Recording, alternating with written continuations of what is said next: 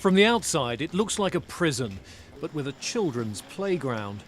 This is where the Czech authorities detain migrants, including families that they've caught travelling across their territory to neighbouring Germany. Conditions here have been condemned by the UN, and even the Czech Justice Minister has said it's worse than a prison. They said you're a criminal because you come illegally in our country. We said no, we cross more than 10 countries from Afghanistan to here. No one take us in prison, but why you take us in prison? In the summer, there were 700 people locked up here. The overcrowding led to protests and a mass breakout attempt.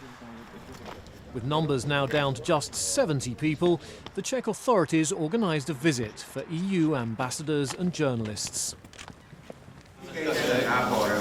Inside, the staff confronts the Czech media over their coverage of life here. Proč ukazujete pořád záběry z 31.7. Kdy tady byla ta vzpouра, neukazujete záběry ze současné doby? Protože my jsme se sem snažili dostat, ale nikdo nás sem nepustil. To se nám jako zaměstnancům nedonese, ale já třeba s dětma jezdím na výlety a o tom v médiích nebyla ani zmínka.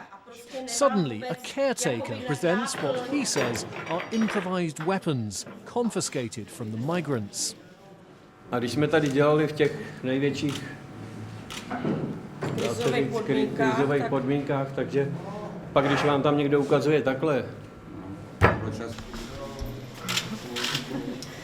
Conditions here are pretty basic. The migrants have their mobile phones confiscated and their money is taken to pay for their stay here. They're then locked up for as long as 3 months before being either deported or allowed to continue their journey to Germany. Here, my children is playing here. You should be stay for 3 months in here. I'm family. My children is bad effect.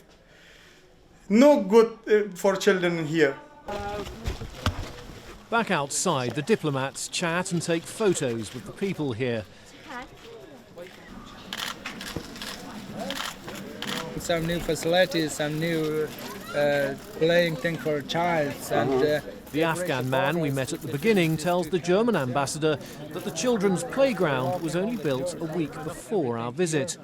The Czech authorities say they have a long-term programme of investment in this facility, which is why they have to charge people for staying here. Tak platí lidé, kteří jsou tady ubytováni a mají peníze. Pokud peníze nemají, tak neplatí, jsou tady k tíži českého státu a platí tady 240 Kč za noc za ubytování, za stravu a za další věci. V České republice se platí za pobyt v nemocnici a bereme peníze pouze od klientů, kteří to mají v částkách, které jsou z mého pohledu přiměřené. After some final words spoken through the fence, the ambassadors depart. These buildings were once a Soviet military barracks. They now form another grim backdrop to the anger and misery of Europe's refugee crisis.